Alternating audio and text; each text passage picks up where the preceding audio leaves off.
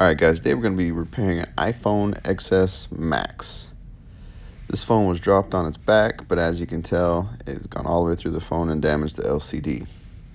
So the first thing you want to grab is a penelope screwdriver, a Y screwdriver, a Phillips small screwdriver, a plastic spudger,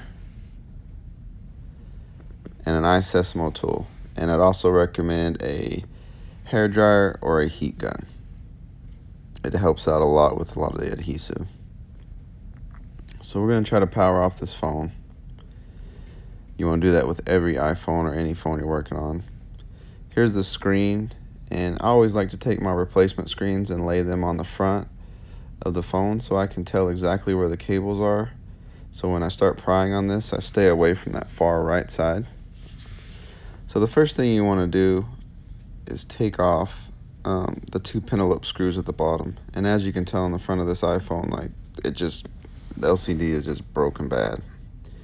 Once you do that, you take your Sesamo tool or your pry tool and you start going around the corners. Now you can use your heat gun or your hair dryer to heat up around the edges to make this a little bit easier. Just be careful on that right side. Once you get it pried up enough, you can just pull it up and you open it like a book from left to right. And when you open this, I can tell you right now, the phone has already been worked on. There is a shield covering that goes all over all those little silver cable tabs right there. So it is missing. So whoever fixed it before did not put it back. It's not a huge problem, but just something to be aware of that something else might be wrong.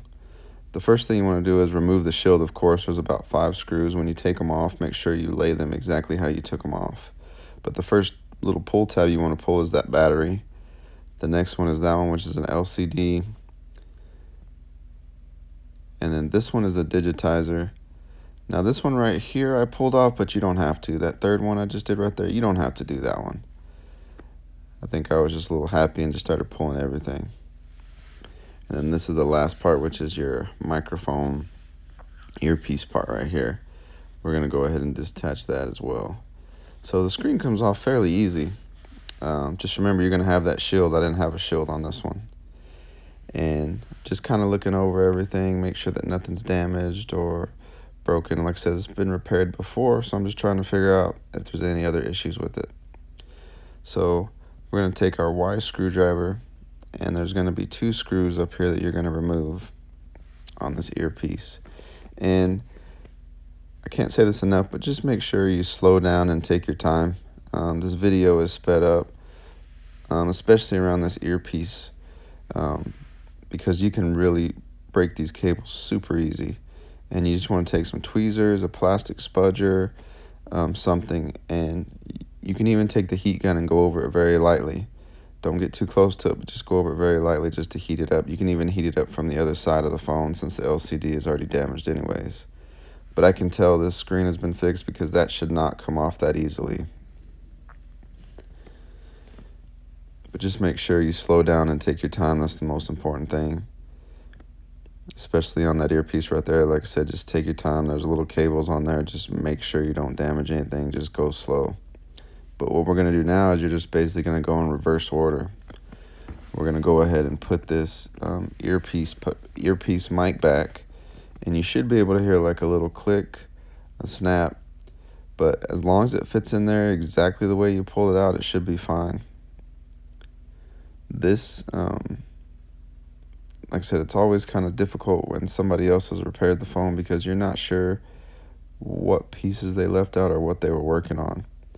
And I can tell you right now that they left out a piece or two, so it just kind of sucks.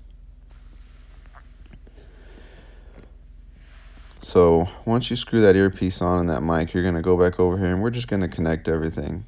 And you're going to connect everything pretty much in opposite order. So we're going to go ahead and connect this earpiece.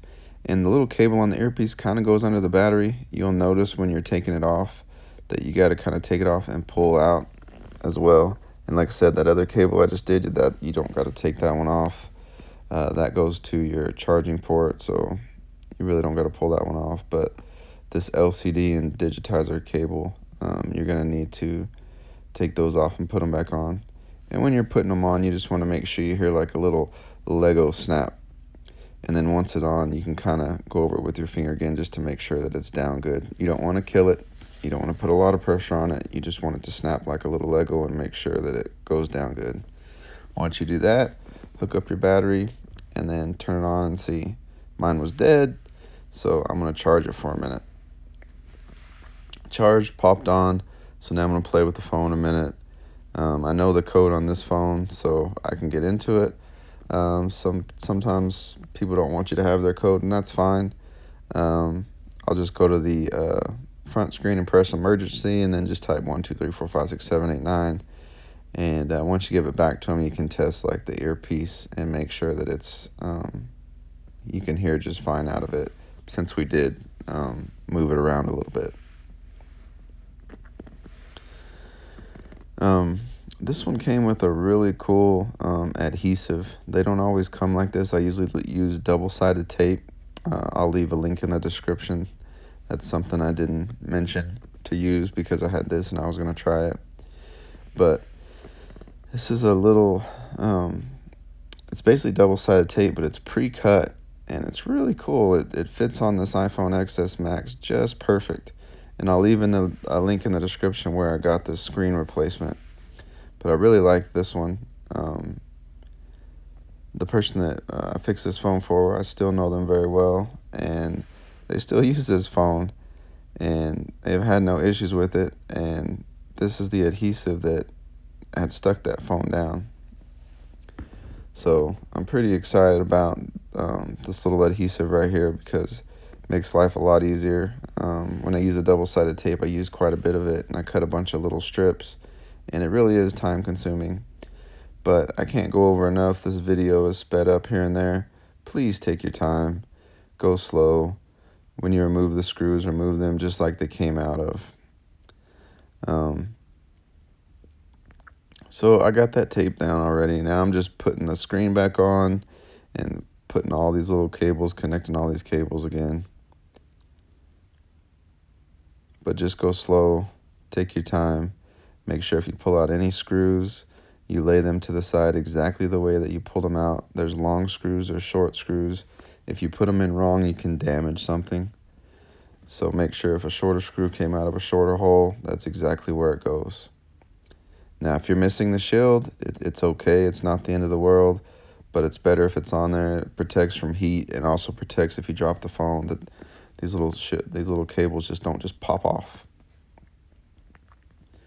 When putting back on this one, it's a little different from all the other phones because most of the other iPhones, you can kind of slide the top in and it helps grip it. With this one, it just goes straight down. So adhesive is very important. I'll leave a link in the description, like I said, to the double-sided tape, and I'll leave a link in the description to this screen that I got that had the pre-cut adhesive. And you're just going to want to go around the edges. I do it multiple times, putting pressure around all the edges. And you don't want to kill it. You don't want to put so much pressure. You break the LCD, but you can put a pretty fair, decent amount of pressure. Just put your hands on the side and go all the way around. I usually go around, 10, 20 times. Like I said, the only thing holding that down is that adhesive and these bottom two Penelope screwdrivers that I'm putting in right now. Penelope screws, sorry, that I'm putting in right now.